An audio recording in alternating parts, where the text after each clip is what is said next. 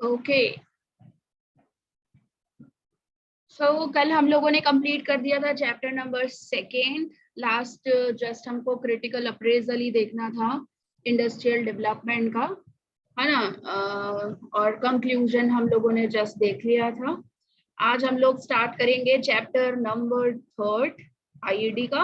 Okay, सो कल इसकी story हम लोगों ने पढ़ी थी, कल इसकी शुरुआत हम लोगों ने की थी थोड़ी बहुत। Liberalisation, privatisation and globalisation. मुझे बताओ ये क्या है, ये एलपीजी क्या है, इसको क्या बोलते हैं हम लोग? कोई बता सकता है मेरे को? यस, दीदी, anyone? Yes Sumit. The liberalisation मतलब means freedom. Liberalisation, okay. Privatisation मतलब जहाँ पे हम public sector as a role कर रही है पर ज्यादा इफेक्टिव नहीं लग रहा, ओके तो कुछ पॉलिसी चेंज करके प्राइवेटाइजेशन लाने का, जैसे हम कुछ रेवेन्यू जनरेट कर पाए और एज अ ओके हम जीडीपी में आगे बढ़ पाए। ओके ओके ओके, और गुड। ग्लोबलाइजेशन मींस हम हमारी जैसे कंपनीज है, हम वहाँ पे कॉम्पिटिटिव बन पाए दूसरों बाहर की कंपनी से। ग्लोबलाइजेशन ग्लोबलाइज मतलब इंडिया को कोई टोक टोक नहीं रहे, मैं ऐसा बोल सकती हूँ। एकदम फ्रीडम दी जाए कि वो और कंट्रीज के साथ भी फ्रीली ट्रेड कर सकती है, ऐसा बोल सकते हैं हम लोग ग्लोबलाइजेशन को। Yes the. Okay okay, but ये जो एलपीजी है ये है क्या? मतलब आपने मीनिंग तो मुझे बताई, लेकिन व्हाई ये एलपीजी जो पॉलिसीज आप बोल रहे हो ये क्यों अप्लाई की गई? मैम क्योंकि 90 जैसे आपने 1990 तक बताया था ना, हम्म, तो मैम वहाँ पे इंडिया एक इकोनॉमिक क्राइसिस से गुजरी थी। ओके। तो मैम वो एक एज अ 1980s और 1990s के टाइम पर, ओके ओके। हाँ मैम, तो मैम वो एक डेप में बढ़ गई थी। ओके, डैब क्यों हुआ था, बता मैम सकते वो हो? थोड़ा, एक सेकेंड मैम। मैम ब्रिटिशर्स की वजह से। ब्रिटिशर्स की वजह से? नो, इंडिया आजाद होकर, इंडिया को अभी 1950 से लेकर 1990 तक हो गया, तभी डेब में हो गया भाई। बोल रहा है इकोनॉमिकल क्राइसिस हो गए थे कंट्री में, तो मैं वो पूछ रही हूँ कैसा ऐसा। तो 1980s और 1990s में क्या हुआ, क्यों इकोनॉमिकल क्राइसिस हुए कंट्री में, जो ये एलपीजी लाने की कोशिश की गई और ये पॉलिसीज ले आए कंट्री में? मैम क्योंकि हमने मिक्स्ड इकोनॉमी ली थी तभी। मिक्स्ड इकोनॉमी, ओके, एक रीजन हम बोल सकते हैं, लेकिन मिक्स्ड इकोनॉमी से इतना ज्यादा क्या इफेक्ट? उसमें भी पब्लिक सेक्टर का सबसे ज्यादा रोल था। हर जगह इन्वेस्टमेंट पब्लिक सेक्टर ने किया था, और वो पब्लिक सेक्टर की इन्वेस्टमेंट्स का जो रिजल्ट आया था वो लॉसेस थे, है ना। Yes ma'am. और जो इंपोर्ट्स हम लोगों ने कंट्रोल करने के लिए कहे थे, जो इंपोर्ट ड्यूटीज इतनी ज्यादा कर दी थी कि हम लोग फॉरेन कंपटीशन से अपने इंडियन कंपनीज को बचाएं, उनको प्रोटेक्ट करें, बट इसका रिजल्ट भी क्या हुआ था, प्रॉपरली नहीं आया, और हमारे कंट्री के इंपोर्ट्स पे कंट्रोल नहीं रहा, तभी डेफिसिट हो गया था, ट्रेड डेफिसिट हो गया था ना। This is one of the reason, balance of trade deficit हो गया था, कि इंपोर्ट्स बढ़ते जा रहे थे कंट्री में, क्योंकि कंट्री को सीधी सी बात है यार डेवलप करना है। अब डेवलपिंग बनाने के लिए इंडिया को, अंडर डेवलप से डेवलपिंग बनाने के लिए इंडिया को बाहर से मशीनरीज और ये सब चीजें, रॉ मटेरियल्स वगैरह मंगवाने की जरूरत पड़ेगी पड़ेगी। और सामने आप इंपोर्ट सब्सटीट्यूशन वाली पॉलिसी अप्लाई कर रहे हो, तो ऑफ कोर्स सीधी सी बात है इंपोर्ट्स कंट्रोल नहीं हो पाए थे और एक्सपोर्ट सामने थे ही नहीं, तो इंपोर्ट्स ज्यादा एक्सपोर्ट्स कम, तो ट्रेड डेफिसिट एक ये रीजन था। दूसरा पब्लिक सेक्टर का लॉसेस था। तो पब्लिक सेक्टर जो लॉस में, सरकार जो लॉस में होती जा रही थी, उसका पैसा खत्म हो गया था। अब उसको क्या चाहिए था? Yes Ashish, ma'am money. Of course loan, पैसा चाहिए था। यस हाँ, तो ये लोन कहाँ से लिया सरकार मैम, ने? World bank world organisation. Bank, world bank से, जिसको हम लोग इवन IMF भी बोलते हैं, इंटरनेशनल मॉनेटरी फंड से यस लोन लिया। और इंटरनेशनल मॉनेटरी फंड ने सामने क्या बोला? उसने क्या लोन दे दिया आसानी से? मैम वो इंडिया कुछ ऑलरेडी, हाँ क्या क्या बोला? मैम वो कुछ पॉलिसीज रखी थी, जैसे हाँ जैसे पब्लिक सेक्टर है, वहां से जैसे वो रिजल्ट्स नहीं आ रहे थे, तो उनको बोल रहे थे कि थोड़ा लिबरलाइज करो ट्रेड हाँ, को, और ओके, प्राइवेटाइजेशन लाओ थोड़ा बहुत, जैसे रेवेन्यू जनरेट हो। Okay okay. सो और मतलब काट फिर साट के क्या बोला कि देश की इकोनॉमिक पॉलिसीज को चेंज करो, है ना? जो एक्सेसिव रेगुलेशन पब्लिक सेक्टर का चल रहा है, ये इंडस्ट्रियल लाइसेंसिंग, प्राइवेट सेक्टर को भाई इतनी रोक टोक कर रहे हो तुम लोग, उसको आने नहीं दे रहे हो, प्रॉपर तरीके से इन्वेस्टमेंट्स नहीं करने दे रहे हो, तो उसके लिए अपनी इकोनॉमिक पॉलिसी को क्या करो? लिबरलाइज्ड करो, है ना? ये चीज बोली गई ना IMF की तरफ से। यस और no? Yes ma'am. Sunil, yes. So इसी वजह से हमारे देश में इकोनॉमिकल क्राइसिस की वजह से 1991 जो ऐसा इस साल का जो बजट निकला था फरवरी में, उसको चेंज किया गया फिर से, सारे पॉलिसीज को लिबरलाइज्ड किया गया धीरे धीरे करके। वो हम लोग पढ़ेंगे कि कौन सी चीजों को किस किस तरीके से लिबरलाइजेशन पॉलिसी अपनाई गई, किस किस तरीके से प्राइवेटाइजेशन पॉलिसी अपनाई गई, और किस किस तरीके से ग्लोबलाइजेशन को अपनाया गया कंट्री में, और उसका रिजल्ट क्या आया। ठीक है, और ये पॉलिसीज बनाने वाले उस वक्त जो फिनेंशियल मिनिस्टर थे, वो कौन थे? यस, कौन था उस वक्त फिनेंशियल मिनिस्टर? जवाहरलाल नेहरू। नहीं, फिनेंशियल मनमोहन सिंह। मिनिस्टर, हाँ मनमोहन सिंह जी। कल ही तो बताया था मैंने। क्या सुमित, जवाहरलाल नेहरू कहाँ से आ गए यार? वो तो उस वक्त थे भी नहीं। भूल गया। मनमोहन सिंह जी फाइनेंशियल मिनिस्टर थे। आपको पता है कि बजट जो बनाता है देश में, वो कौन बनाता है? वो कंट्री का फाइनेंशियल मिनिस्टर बनाता है ना बजट। जैसे हमारे कंट्री में अभी फाइनेंशियल मिनिस्टर कौन है, बताओ? मैम एक वुमन है, वो पता है। वो मैंने वो पता है, लेकिन कौन है वो नहीं पता। आपको यस पता है आशीष? हाँ आशीष, नहीं थी, याद नहीं है, नेम याद नहीं है। नेम याद नहीं है तो हमारे पास फोन है, हमारे पास इंटरनेट है, हमारे पास गूगल है। जल्दी से फटाफट गूगल करो, बताओ मेरे को कौन है फाइनेंशियल मिनिस्टर?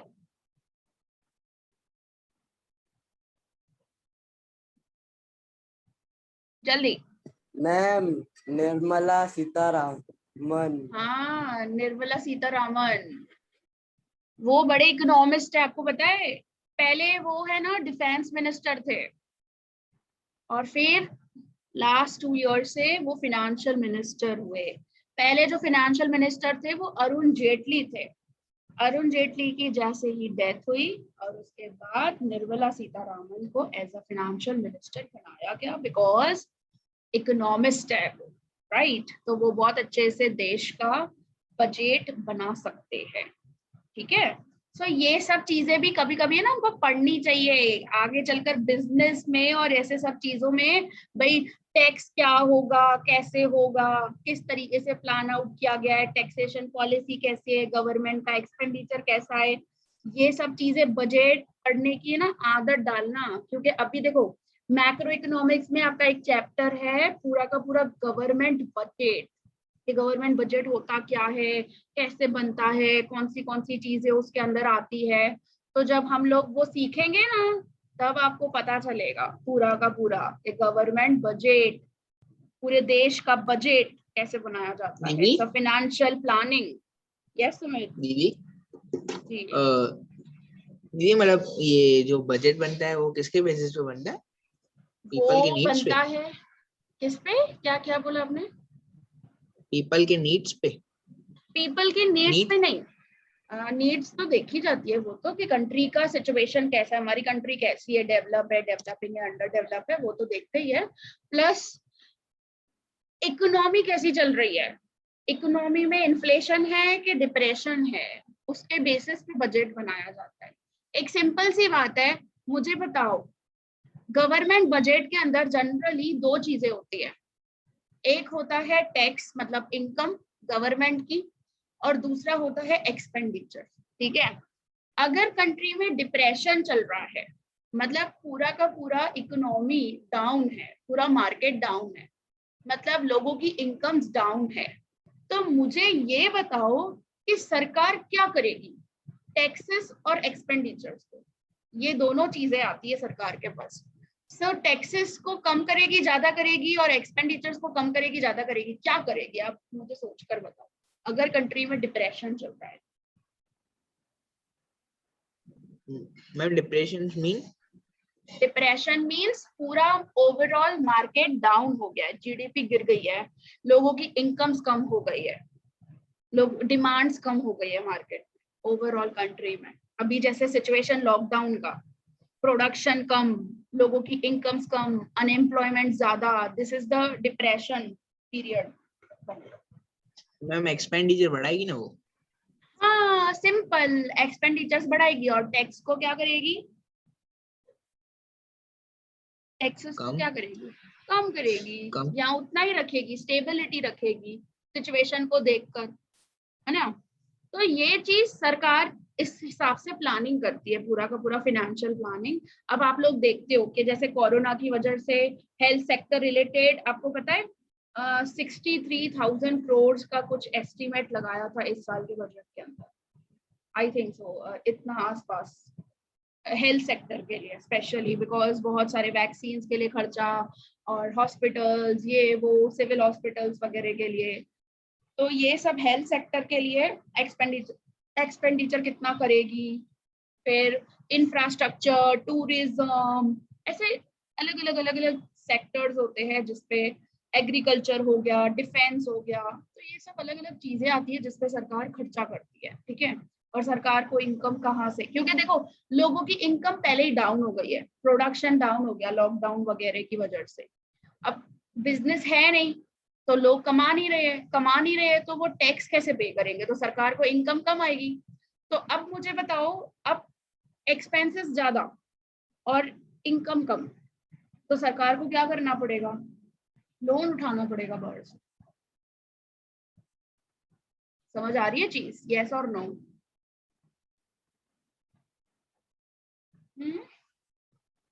समझ आ रही है चीज?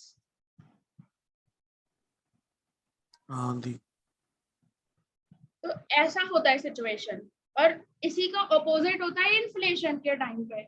अब इन्फ्लेशन चल रहा भाई मार्केट में जबरदस्त का, लोगों के पास भरपूर पैसा, ब्लैक मनी, सब बहुत ज्यादा पैसा, लोग बहुत ज्यादा डिमांड्स कर रहे हैं, प्रोडक्शन जबरदस्त चल रहा है, मतलब डिमांड जबरदस्त की चल रही है, प्राइस राइज हो रहे हैं, डिमांड ज्यादा है मार्केट में और सप्लाई कम है, जिसकी वजह से प्राइसेस बढ़ गए हैं कमोडिटीज के, और लोगों की इनकम्स भी बढ़ गई है।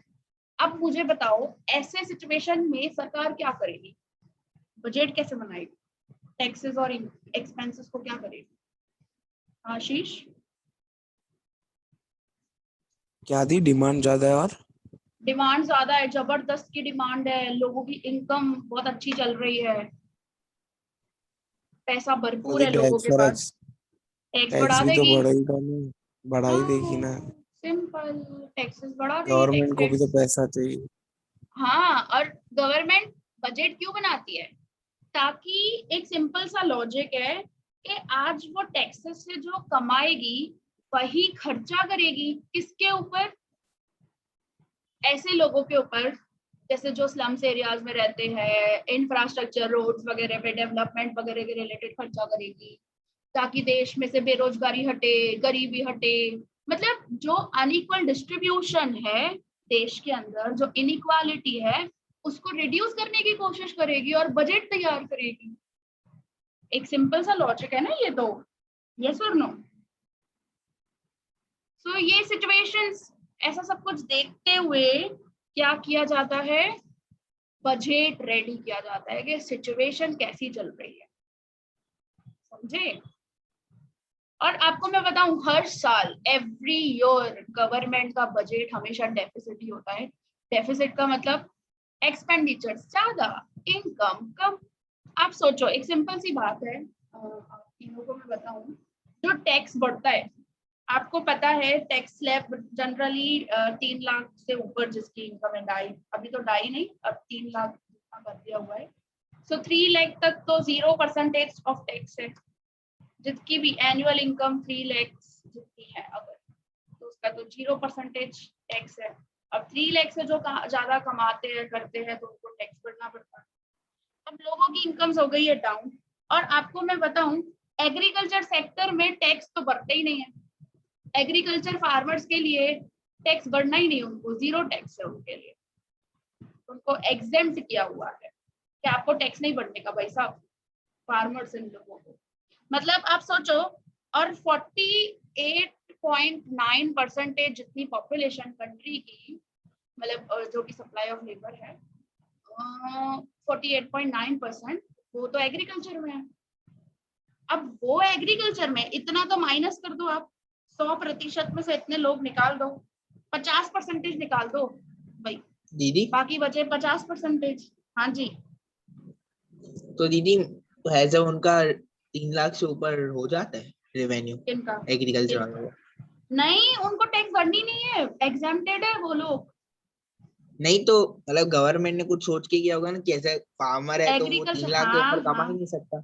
नहीं, और एग्रीकल्चर में वैसे भी इट्स अ बेसिक नेसेसिटी ना, उन लोगों को टैक्स नहीं भरने का, वो पूरा का पूरा एग्जेम्पशन है उनका। आप आगे चलकर टैक्सेशन पढ़ोगे ना।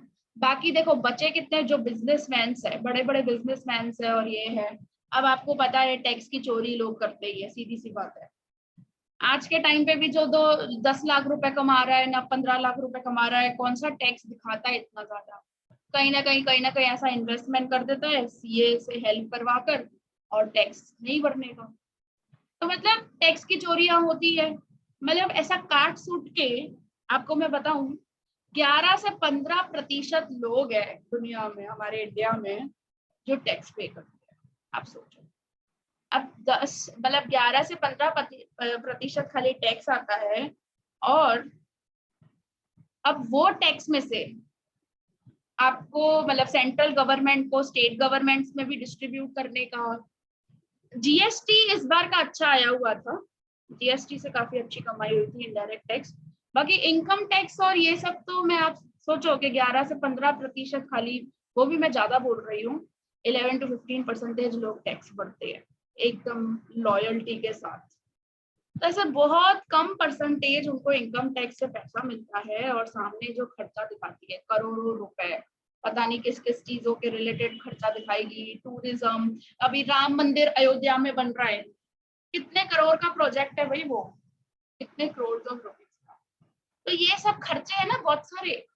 इंफ्रास्ट्रक्चर, अभी ब्रिज बनाएगी, मेट्रो बनाएगी, रोड्स बनाएगी, टूरिज्म एक्सपांशन करेगी, फिर जैसे अभी ये स्टैच्यू ऑफ यूनिटी बना, ऐसे सब खर्चे बहुत सारे हैं, बहुत मतलब हद। ये सब तो चलो डेवलपमेंटल रिलेटेड है। फिर दूसरे डिफेंस, डिफेंस के रिलेटेड खर्चा। अभी जैसे अभी गुजरात में सौराष्ट्र में ये साइक्लोन ताउते आया भाई, अब उसकी वजह से नरेंद्र मोदी आया कल, और 1000 करोड़ का गुजरात गवर्नमेंट को देके गया। क्या भाई, सेंट्रल गवर्नमेंट की ओर से गुजरात सरकार को 1000 करोड़ दिया जा रहा है, ताकि जो सब्सिडीज, जिनको गैस सिलेंडर्स पे सब्सिडी मिलती है, 500 रुपए पहले सब्सिडी मिलती थी गैस सिलेंडर्स पे, अब वो कर दी 1200 रुपए।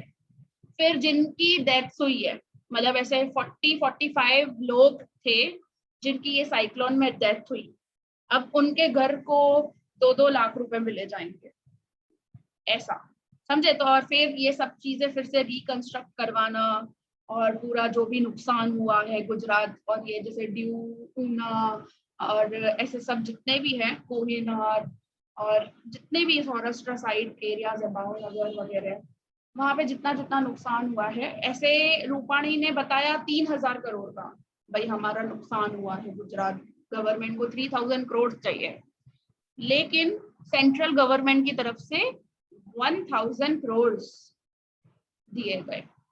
अब ये क्या है, ये है ना अचानक वाले खर्चे हैं जो एस्टिमेटेड नहीं होते हैं। अब मुझे बताओ, क्या एस्टिमेट किया था फिनेंस बजट, जो फरवरी में बजट आया, तो निर्मला सीतारमण जी ने एस्टिमेट किया होगा कि भाई हमारे देश में साइक्लोन आएगा? बताओ। नो।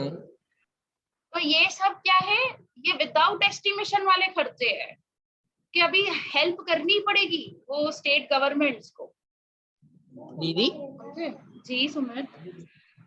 तो दीदी वो 2000 करोड़ फिर वो कहाँ से लाएगी गुजरात गवर्नमेंट? अब वो जितना उसको थोड़ा बहुत दूसरों से डोनेट होगा या क्या। आपको मैं बताऊं, ये 1000 करोड़ भी दिए ना, 1000 करोड़ में से तो आधा ऐसा समझ लो इन पॉलिटिशियंस के जेब में जाएगा पैसा बाकी वाला पैसा डिस्ट्रीब्यूट होगा थोड़ा बहुत। हमको पता थोड़ी चलती है ये लोग क्या करते हैं अंदर ही अंदर। ये तो दिखाने में तो अकाउंटिंग एंट्री क्या नहीं दिखा सकते हम लोग, लेकिन अंदर ही अंदर ये करप्टेड है ना सबके सब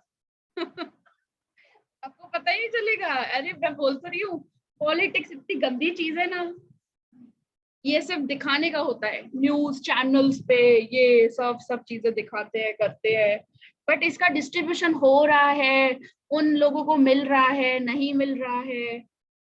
आपने नायक मूवी नहीं देखी है अनिल कपूर की? हाँ दीदी, यस दी देखिए। पूरी देखी है? पूरा एक एक डायलॉग सुना हो आपने और एक एक चीज की हाइलाइटेड देखी हो? मतलब आई मीन डायलॉग्स तो याद नहीं है, पर स्टोरी लाइन याद है। अच्छा अच्छा, ओके। आशीष, सुनील, आप लोगों ने? हाँ दी देखिए। आशीष हाँ दी। हाँ देखिए दी, नायक, देखिए। बस हाँ दी। यही है पॉलिटिशियन, जो भी पॉलिटिक्स है ना पूरी की पूरी वही है, नेतागिरी ऐसी चलती है जो नायक में दिखाई है ना, जिस तरीके से भाई गरीब लोगों के लिए बोला तो जाता है लेकिन उनको मिला नहीं जाता है। बोलते हैं ना घर, भाई ये योजना चला रहे हैं और फिर उनको गरीब लोगों को घर दिए गए, लेकिन कौन से घर देते हैं उनको, क्या करते हैं, कुछ पता नहीं। तो ये ऐसा ही चलता है, सब कुछ दिखता है मीडिया में। आपको बताऊं, मीडिया ना एक तरफा है। हमको मीडिया से सिर्फ एक तरफा चीज पता चलती है, पीछे की चीज क्या है वो हमको नहीं पता है, समझे? पब्लिक को वो चीज नहीं बताई जाती है। और मोदी सरकार तो ऐसी है अभी, मतलब आप सोचो कि ट्विटर पे किसी ने ट्वीट किया मोदी सरकार के ऑपोजिशन में, उसका अकाउंट ही बंद करवा देगी ट्विटर से। बताओ, इतनी जबरदस्त है, इतना मोनोपोली रूल ठीक है। सो वो भी बेसिक डेमोक्रेसी आपको कंट्री है। डेमोक्रेसी जाए बाढ़ में काहे की डेमोक्रेसी। अरे ये अंदर ही अंदर क्या होता है ना, हमको नहीं पता है सुमित। हम जितना भी सोचने की ट्राई करें, जितना भी हम डूबेंगे ना अंदर, और आपको पता नहीं क्या क्या पता चलता जाएगा। इंडियन इकोनॉमी ऐसी है, जितना आप डीप में जाओगे ना बोलते उतनी पॉलिटिशियन आपको कुआ अलग है। अलग चीजें। क्या बोल रहे हो? तभी तो बोलते हैं पॉलिटिशियन एक कुआ है। हाँ, बहुत बड़ा कुआं है बहुत बड़ी वैल है वाह समंदर है। ठीक है, तो बेसिक आपको पता चला बजट कैसे बनाया जाता है, कौन बनाता है, और किस तरीके से 1991 के टाइम पर ये LPG, liberalisation, privatisation and globalisation. चलो इसकी शुरुआत करते हैं हम लोग, ठीक है? बहुत मस्त चैप्टर है, आपको पता है ये इतनी अच्छी अच्छी चीजें आपको पता चलेगी इसके अंदर से।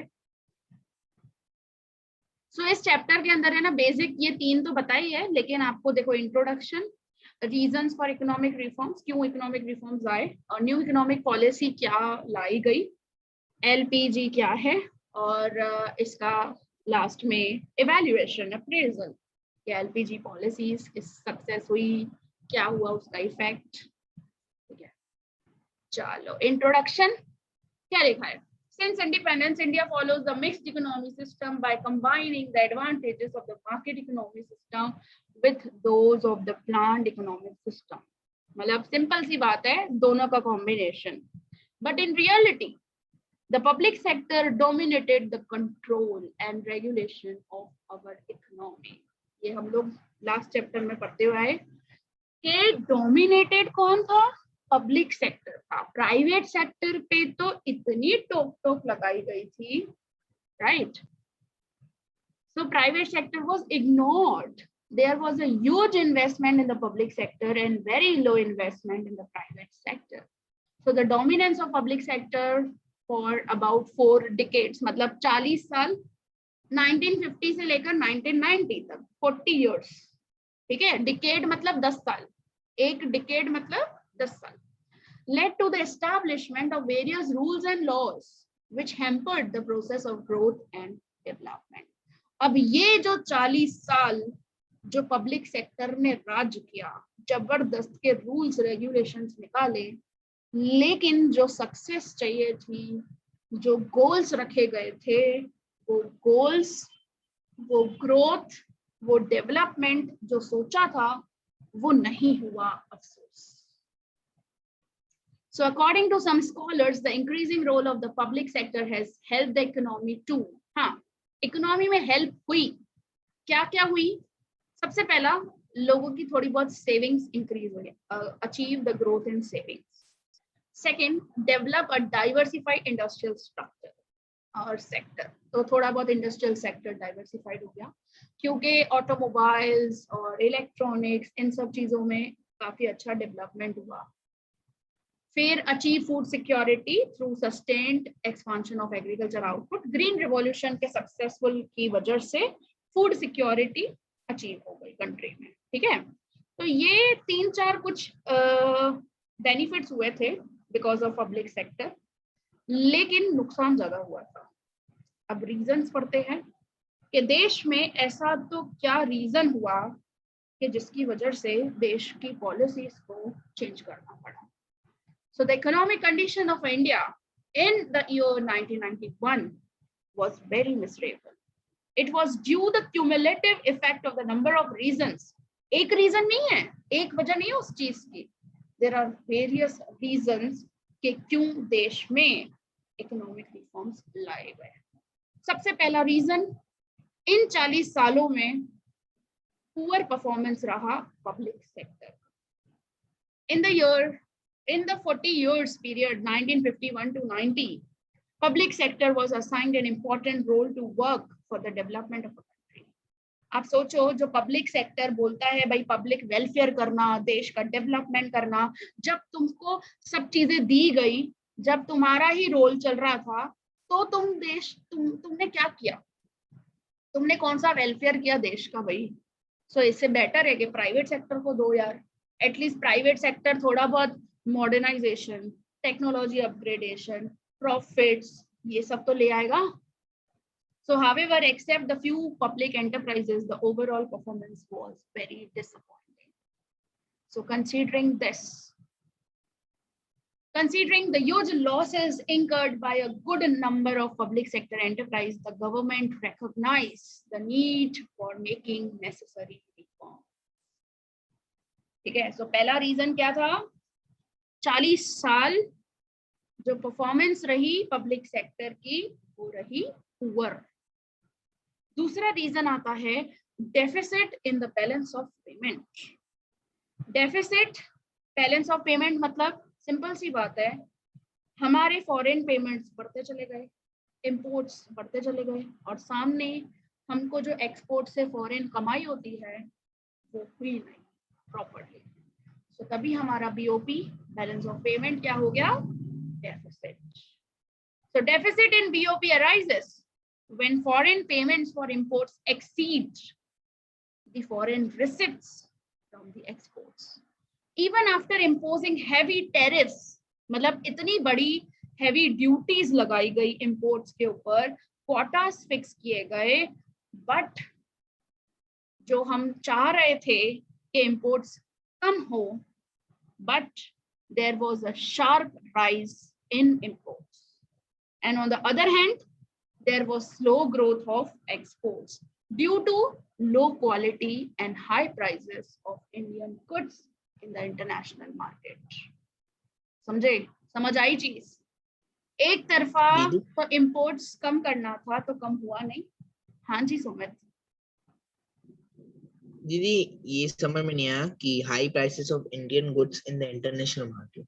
हाँ, तो प्राइसेस जो गुड्स हमारे इंडिया में बनते थे, हमारे इंडिया की पहले से ही पहचान थी ना, हैंडीक्राफ्ट्स और एम्ब्रॉयडरी, ना कॉटन और टेक्सटाइल, ऐसी सब चीजों के भाव ज्यादा कर कर वो इंटरनेशनल मार्केट में सेल करते, क्वालिटी लो लेकिन प्राइसेस हाई, क्योंकि इंटरनेशनल मार्केट में इंडिया की जो पहले पहचान थी कि हाँ भाई इंडिया बहुत अच्छी चीज बनाती है, करती है, तो उस चीज का फायदा उठाते हुए जो प्राइसेस रखे जाते थे वो बहुत ज्यादा रखे जाते थे।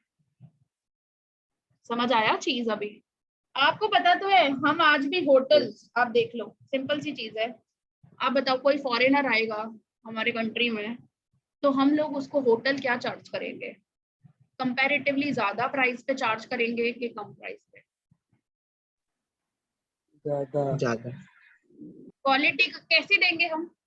जैसे दूसरों को देते, इंडियन को देते वैसी क्वालिटी देंगे। इंडिया को तो चलो आदत पड़ गई थी लो क्वालिटी की, ठीक है, बट इंडियन गुड्स को ज्यादा प्राइस पे इंटरनेशनल मार्केट में सेल किए जाने, ठीक है। तो लोगों को पता चल गया इंटरनेशनल मार्केट में, तो लोग मतलब खरीद ही नहीं रहे थे फॉरेन, जो भी है सारे जितनी भी फॉरेन कंट्रीज है, एक्सपोर्ट्स हो गए थे कम, ठीक है। तो डेफिसिट हो गया हमारा balance of payment. BOP deficit होना मतलब सिंपल सी बात है, इंपोर्ट्स ज्यादा एक्सपोर्ट्स कम, सिंपल तरीके से अगर याद करो तो। सरप्लस, डेफिसिट का ऑपोजिट होता है सरप्लस। सरप्लस हम कब बोलते हैं? जब हमारे जेब में फॉरेन करेंसी ज्यादा और सिंपल सी चीज है एक्सपोर्ट्स ज्यादा इंपोर्ट्स कम। और deficit of balance of payment मतलब अपनी जेब खाली है, उल्टा उधारी चाहिए अपने को, foreign currency will demand more foreign currency, क्योंकि हमको पेमेंट्स करनी है इंपोर्ट्स के लिए। क्योंकि सिंपल सी बात है, आप किसी और कंट्री के गुड्स खरीदोगे तो आपको सामने वाली कंट्री या फिर international acceptable currency US dollars में आपको पेमेंट्स करनी होगी, ठीक है। समझ में आई चीज? दोनों चीजें फर्स्ट और सेकेंड एकदम क्लियर हुआ? तो मैं आगे जाऊं? यस। जहां पे भी कुछ भी ऐसा डाउटफुल लगता है कि ये चीज समझ में नहीं आ रही है तो आप मुझसे दोबारा से पूछ सकते हो, मैं उसको डिटेल कर सकती हूँ। क्योंकि आपको पता है कि देखो बैलेंस ऑफ पेमेंट आपका चैप्टर है मैक्रो इकोनॉमिक्स में, गवर्नमेंट बजट आपका चैप्टर है, तो जब आप ये ओवरऑल सारी चीजें पढ़ोगे, भाई आईडी भी आपने पढ़ा और मैक्रो इकोनॉमिक्स भी आपने पढ़ा, तो आप एक एक चैप्टर को धीरे धीरे करके समझते जाओगे तो आपको ओवरऑल इंडियन इकोनॉमी, ओवरऑल जो कंसेप्ट्स होंगे वो क्लियर होंगे, समझे? क्योंकि हम एक साथ सब चीजें नहीं पढ़ा सकते हैं कि भाई यहाँ पे बैलेंस ऑफ पेमेंट आया तो मैं आपको बता सकती हूँ कि बैलेंस ऑफ पेमेंट क्या है शॉर्ट में, लेकिन मैं पूरा डेप्थ में चली जाऊंगी तो मैंने पूरा चैप्टर ही एक्सप्लेन नहीं कर देना है। ऐसे नहीं है, ठीक है। तो in short balance of payment का डेफिसिट होना मतलब अपने देश में फॉरेन करेंसी की कमी होना, समझे? इस चीज को हम लोग बोलते हैं deficit in balance of payments, कि हम पेमेंट्स ही नहीं कर पा रहे हैं फॉरेन कंट्रीज में। नेक्स्ट आ जाता है इन्फ्लेशनरी प्रेशर। तो there was a consistent rise in the general price level, मतलब कंटिन्यूअसली ये 40 सालों में देश में इन्फ्लेशन प्राइस लेवल बढ़ता चला गया, क्योंकि कंट्री में मनी सप्लाई क्या होता गया, बढ़ता चला गया, और अंदर ही अंदर ब्लैक मनी क्रिएट होती गई। और यहाँ पे असेंशियल गुड्स की शॉर्टेज होती गई। सो ये इन्फ्लेशनरी प्रेशर भी एक रीजन है कि बहुत ज्यादा सप्लाई ऑफ मनी कंट्री में हो गया और लोगों की जेब बढ़ती चली गई और सरकार का जेब हो गया खाली भाई। लोगों के जेब हो गए बढ़ गए और सरकार की जेब हो गई खाली। ऐसा हालत हो गया था। नेक्स्ट आ जाता है fall in foreign exchange reserves. Of course ये चीज मैंने आपको बताई। अब डेफिसिट बीओपी है तो सीधी सी बात है फॉरेन एक्सचेंज रिजर्व्स हमारी कंट्री के पास नहीं होंगे। क्यों नहीं है? क्योंकि इकोनॉमिकल क्राइसिस थे, हमारे इंपोर्ट्स बहुत ज्यादा थे और इवन हम लोगों ने ऐसा थोड़ी है कि 1991 में पहली बार खाली लोन लिया वर्ल्ड बैंक या आईएमएफ से। हम लोगों ने पहले भी लोन्स लिए तो उन लोन्स के ऊपर इंटरेस्ट तो चुकाना है ना। तो इंटरेस्ट क्या हम लोग अपनी इंडियन करेंसी में चुकाएंगे? हम यूएस डॉलर्स में ही चुकाएंगे ना, सिंपल सी बात है। So in 1991, foreign exchange reserves fell to the lowest level and it led to the foreign exchange crisis in a country. Foreign exchange reserves declined to a level that was not sufficient, that was not adequate. So first point क्या है? To finance imports for more than 2 weeks and to pay the interest that needs to be paid to the international lenders. So जिनसे भी उधारी ली वही उधारी को चुकवा भी तो करना है, इंटरेस्ट भी तो देना है ना भाई, उसके ऊपर भी तो अपने को पे करना है। ठीक है। सो ये क्या मैं आपको बोल रही हूँ ना, 1990 में ऐसी कंट्री की हालत हो गई कि इंडिया के पास ये जो इंटरेस्ट है ना, ये इंटरेस्ट देने के लिए भी सरकार के पास पैसा नहीं था। ऐसी गंदी हालत, इतना कर्जा बाहर से उठा दिया था, इतना कर्जा बाहर से उठा दिया था और ऊपर से फिर से उसको पैसा चाहिए था तो आईएमएफ ने उसको दिया, लेकिन शर्त पे कि तू कंट्री की अपनी इकोनॉमिक पॉलिसीज चेंज करो भाई। जो एक्सेसिव रेगुलेशंस लगाए हुए ना प्राइवेट सेक्टर पे उसको कम करो भाई, लिबरलाइज्ड करो, समझे। तो इस वजह से देश में 1991 के अंदर ये पॉलिसीज को लेकर आया गया। आया समझ में? Huge burden of debts. So expenditure of the government was much higher than revenue.